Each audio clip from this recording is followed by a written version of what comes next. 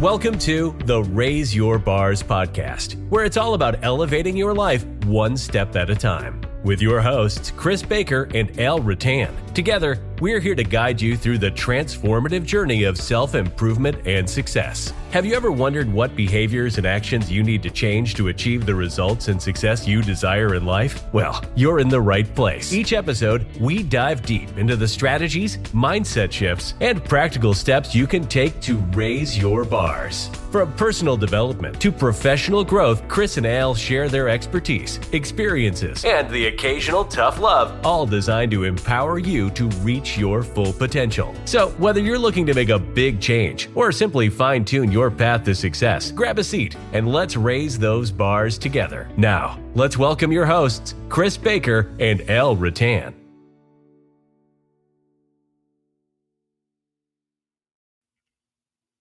Well, hello, everyone. Welcome back again to another edition of the Raise Your Bars podcast. I'm here with Chris Baker, and we just spent, the last 15, 20 minutes chatting offline before we hit record, just about filling each other in about what's going on and plans and strategies and all the good things that are happening. And we hope that you have a lot of good things happening in your world right now as well, especially in this negative world in which we live in. But we can really, we determine our attitude, right, Chris? Yes, we do. That's for sure. The only thing that you can control 100% of the time, every single day, is your attitude. Exactly. So focus on that for sure.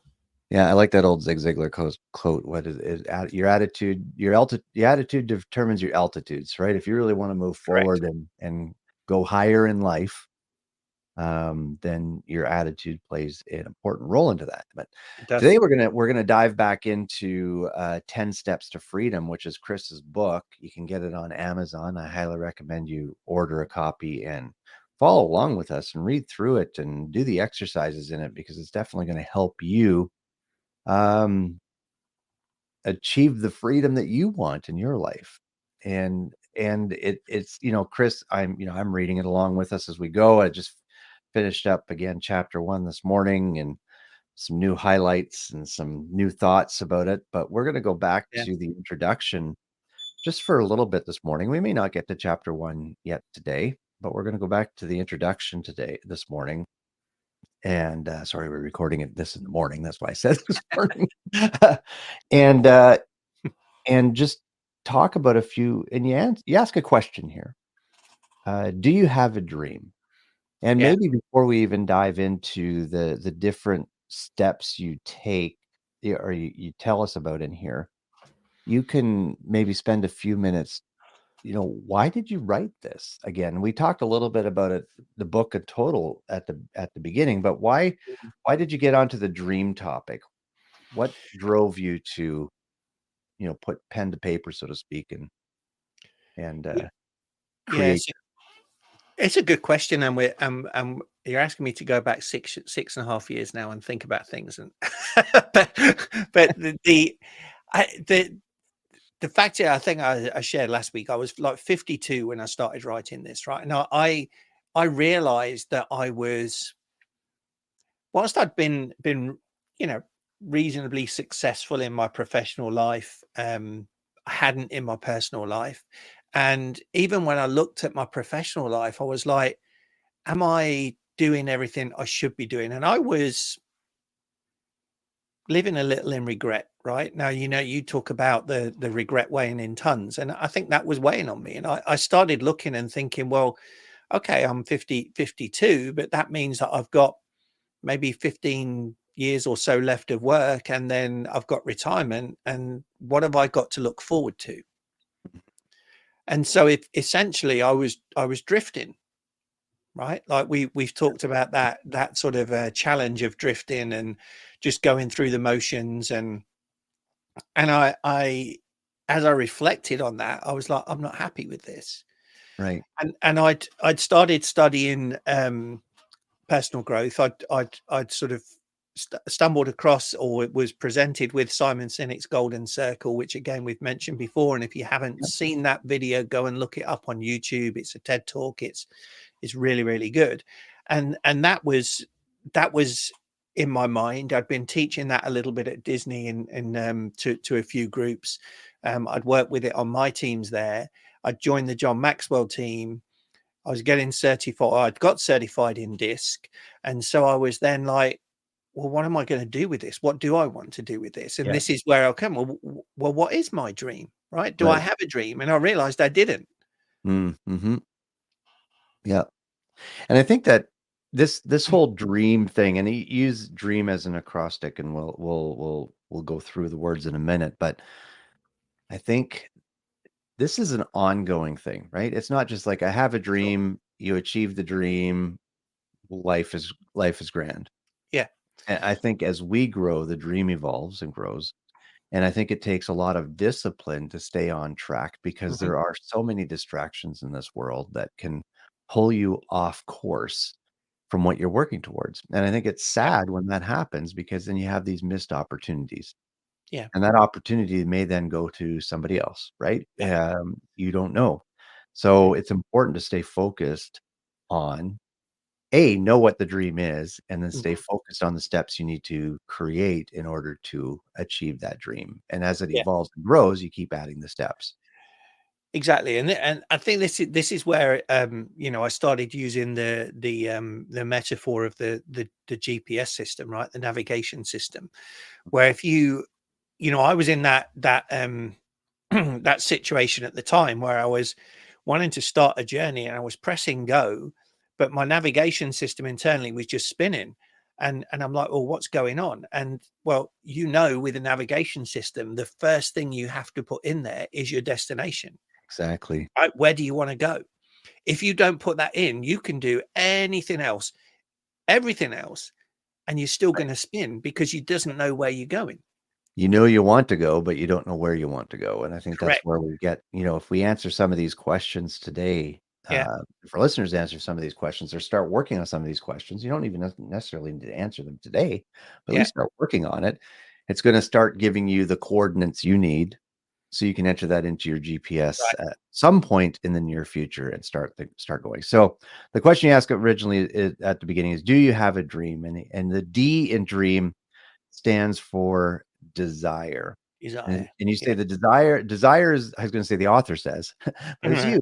Desire is the cornerstone and starting point of all dreams. And without desire, your dream will be unlikely come true. Yeah. And the more intense your desire, the more likely it is that your dream will come true. I challenge you to find your burning desire. Yeah. And I think all of us as we look back, I asked this question of the new leader class that I taught this week at Disney is like, who has got a goal, right? Or who has had a goal that they've given up on, and why did you give up on it? And again, it's interesting how few people actually have goals, right? And how few people actually want to admit that if they had a goal, they gave up on it. But we all have, right? If we're honest about it. Yeah. And so let's break it down even more and say, how many people set New Year's resolutions, right? And we know statistically that by Valentine's Day, as many as 80% of those New Year's resolutions are already debunked, right? Yeah. They're given up on. Why? Because the desire wasn't strong enough. Did we really want to do that thing, or did we just want to do it? Right? Did we really want to get fit and lose weight, or was it just a thing that we like, well, maybe we should, and I would like to do that. But if the desire isn't strong enough, then guess what? We'll go to the cookie jar, right? We'll go to get a takeaway meal instead of making a healthy one at home. So that's on a smaller scale, but your desire for your dream, your grand vision has got to be white hot burning desire. And I took this from Think and Grow Rich. Napoleon Hill talks about that, and we studied that for a year or 18 months or more, and even now we go back to reference it. Your dream has to be a white hot burning desire, otherwise it's unlikely to come true. Yeah. And actually I just pulled out my Think and Grow Rich book, actually, as you were talking about this, because and Napoleon Hill says desire is the starting point for all achievement, and he talks about you know, well, burn the bridges behind them. In another place, we talk about burning the ships, right? This is the direction we're going to go. There really is no option for turning back, because turning back means failure or mediocre life or settling or drifting. And so let's just burn the bridges or burn the ships that got us here, because we are not turning around and we're not going back. And Napoleon actually says every person who wins in any undertaking must be willing to burn his ships and cut all sources of retreat. Burning desire to win is essential to success. Yeah. Now, I will give you a caveat to that, right? Because I think just having a desire and a dream on its own and then burning everything else and just going for it is a little irresponsible, right? And 2018, I did that because I took all of this and I think, great, took what Napoleon Hill was saying there, and I'm going to leave Disney. I'm going to set up my own business. I'm going to run that, and I'm going to burn all those. Well, that didn't work, right? Why didn't it work? Because I didn't have a well thought out, structured plan, right? And a dream without a plan is just a wish. Exactly. So the caveat is, don't just sort of jump both feet in because you go, I've got a dream, I understand it, I'm going for it, I'm going to forget everything else. Stop a little bit. You got to fill the rest of these things in and then make a plan, and then start moving, right? It doesn't have to be 100% perfect plan. It never is going to be, because it's going to keep evolving.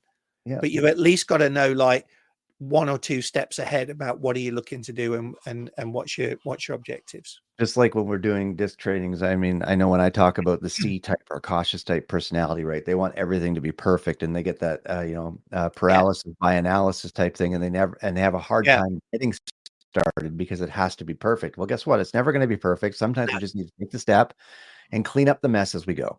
Yeah. Create a little bit of a mess and then clean it up as we go. Yeah. Which that really leads on to the R, right? The reflect. Yeah, the next one, the R is reflect. Reflect on your progress as you travel on your journey. And you actually say, schedule this daily reflection time to understand what is working and what is not. And I think that's where a lot of the wheels fall off people's plans, so to speak, is because they're not evaluating their progress. What went well? What didn't go so well? What do I need to do better?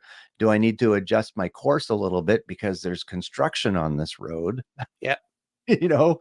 Or there's an accident. Exactly. Yeah. And the key thing there, Al, like you said, is adjust your course. You don't adjust your destination. Yes. Right. Yes. Because most of us, what we'll do, if that desire is not strong enough, we go, oh, I'm not going to get to that dream, that destination. So let me take another route and go to something else that's easier. Let me hit end route and I'll go get a milkshake. Right. Yeah. Like it's just, exactly. Or turn back and go back to what you know. Yeah, I'm going to go back home because it's comfortable there, right? I know my couch is calling me, right? And I think that a lot of people get trapped in, again, they get trapped in that comfort zone. We've talked about it so many times on here, and we're not trying to repeat ourselves intentionally, but I think that this just, it's a point that needs to be hammered home, that the comfort zone is mediocrity. And I don't want to live, the worst thing that could be said about me at my funeral is like, I lived an average life. Yeah. Whoa, I would literally roll over in my grave, come back to haunt something. Like, don't ever say that about me, right? So, no. Anything you want to add to reflect before we go to the E in dream? Well, I'd say one of the things in reflect is build into that your gratitude, right? So make sure that you are again focusing on what's going well, but what are you grateful for in your life, right? And that will keep that momentum and that correct attitude. So, with this, when I did this, I'm not a journaler, but I journaled for 2 years every single day and made it a habit. Right now, I don't do that, but because in my meditation time, I'm effectively doing that internally, right? But doing that because of creating that habit. So I would say that, and then you've also got something you can go back to, because when times get hard, which they will, when you're going towards a big dream, it's not all going to be smooth sailing. So sometimes you need that to go back and reflect and just go, oh, actually, I am moving forward. I am doing well. Look at all these things that I'm grateful for. Right. And that will lift you up and carry you forward as well. So good. So the E in dream is eliminate. And here's Mhm. Yeah. something that I need to do. I'm very, my I personality, Chris, I'm very easily Yeah. distracted, off Yeah. course, off task. And today is going to be today is a work in my home office day, and I've got a long list of stuff to do, but I know that I could probably get it done in half the time if I focused. Mhm. But eliminate all unnecessary distractions and tasks so that you can stay focused on the dream itself and remain Yeah. effective in your pursuit of it. Right? There are so many distractions in this world. I forget what I read a stat, and then I know the numbers are going to be wrong here, but 50 years ago, the advertisements that people saw a day was I was like 500 or something like that, and now it's like 10,000. It's just Right. it increased exponentially, bombarded everywhere, sensory overload. And I think that, one of the things that you do help you eliminate those necessary distractions, which I need to probably get in the habit of doing, but spending that time in your early morning, meditating, thinking Mhm. about reflecting on the previous day. But that helps you focus your mind on the intention of the day and set aside the distractions that are going to come. Or Yes. learn to adjust and learn to have I guess be brave enough to set aside the distractions as they come. Yeah. And again, when we look at this, people will say to me, "Well, but I don't want to give up on social media. I don't want to give up on my TV. I don't want to give up on." I'm not asking you to give up, right? I'm Nope. asking you to be intentional about effectively scheduling time to do those things, right? I was gosh, who was I talking? Oh, it was in one of my classes the other day, and one of the class the learners there was talking. It's when we were talking about goals, and she was talking about how she'd set a goal to read so many books this year, to go to the gym X number of times this year, and so I was like, asked the question, well, what motivated you to set those goals? Mm. And she said, well, at someday at the end of the week or whatever, you look on your phone and it tells you how much screen time you've had on your phone. Right. And she Yeah. looked at it and she saw it one day and she said, that's like crazy. And Mhm. so it was, how can I repurpose that screen time into productive time? So I'm not asking you to, again, when we say There you go. eliminate, it's eliminate the distractions. So what you can do is create, whether you do it physically on your calendar or whatever, but create like space where you say, okay, like, I'm gonna I like the 60-10 rule that Robin Sharma talks about, right? I think it's in the 5 a.m. club, where you'll work on something for 60 minutes and then you'll give yourself like a 10-minute break, right? And Right. in that 10-minute break, you may say, well, that's where I'm going to just like walk around, or that's when I'm going to look at Facebook or TikTok or Mhm. whatever, right? But Mhm. then you finish that 10 minutes and then you get back to your next section, right? So Yeah. we're not saying that if you've got, like yourself today, you may have like 8 hours that you're saying, I'm going to be in my office. You can't work for 8 hours straight No. No. without a break, because I guarantee that after a couple of hours your mind is going to get distracted, it's going to Mhm. get tired. So you need to eliminate the distractions by setting time for those distractions, if that makes sense. Yeah, and I think even, again, and then that comes back to the desire being strong enough to Yes, pull you back on task after you take that break, right? Or exactly. after you get Yeah. distracted. Yeah, again, my biggest downfall is my phone. Absolutely, 100%. It's so easy to get in there, and then you It look is. at something, and then it takes you click on this, and you click on that, and then you click on this, and you swipe up for this, and then the next Mhm. thing I know, 20 minutes has passed, Yeah. and I'm beating myself up for the fact that I I didn't get the work done I needed to get I know. done. So, Yeah. eliminating these necessary distractions, again, for certain personality types, it's a little bit more difficult. For others, it's a little bit easier, but it is a learned skill. I Yeah. think, and discipline is learned. So disciplining ourselves to make appropriate decisions, Yeah. even when it's comfortable to do something else. Yeah. And the barometer for that, Al, is looking at it, is it taking you closer towards your dream or down a cul-de-sac and further away, right? Exactly. Um, but understanding that we all need that harmony, that it's not a balance because it's not even, but that harmony where it can't all be work, work, work, right? There's got to Exactly. be some me time and some just to decompress and clear the mind and then get Right. ready for the next. Hey, Chris, we're already at 20 minutes or 19 I minutes. know. Do you want to do the last 3 letters of dream next podcast? Sure. Give some, yeah, I think Yeah. why not? I think it's been a good discussion, Chris. Yeah. I so appreciate you, my friend, and just, even you taking the discipline to write this book, which I know can help so many. So once again, folks, if you're, when you tune in and you wonder what we're talking about, go get 10 Steps to Freedom, your 10-step guide to living the life you deserve by Chris J. Baker. It's got his wonderful picture on the cover, so you can't miss it. And just read it, follow along with us, and work on generating your dream and working towards your desires in life. Yeah. And again, if you're with our BARS program, our 5-step profit growth formula, if you are a business owner listening in, go to raiseyourbars.com. Watch our very short, it's a 6-minute webinar. It's a 6-minute video, just tells you a little bit about who we are and what we're doing. And honestly, folks, if we could show you, especially if you're a retailer or in a business that sells our goods or services, we can show you how to increase your profit by upwards of up to or more than 214% in the next 12, 18, or 24 months. Wow. Seriously. Crazy. Yeah. So that sounds like that's crazy. That's not achievable.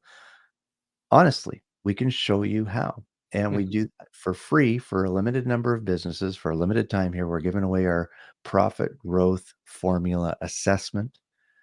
We take about an hour of your time on a Zoom call, and we go through this assessment, and then we'll deliver you the results. We're not going to sell you anything. We're just going to ask you a bunch of questions to do this assessment, and we're going to deliver this 50-page assessment to you, which will help you grow your profit substantially over the next 6, 12, 18, 24 months.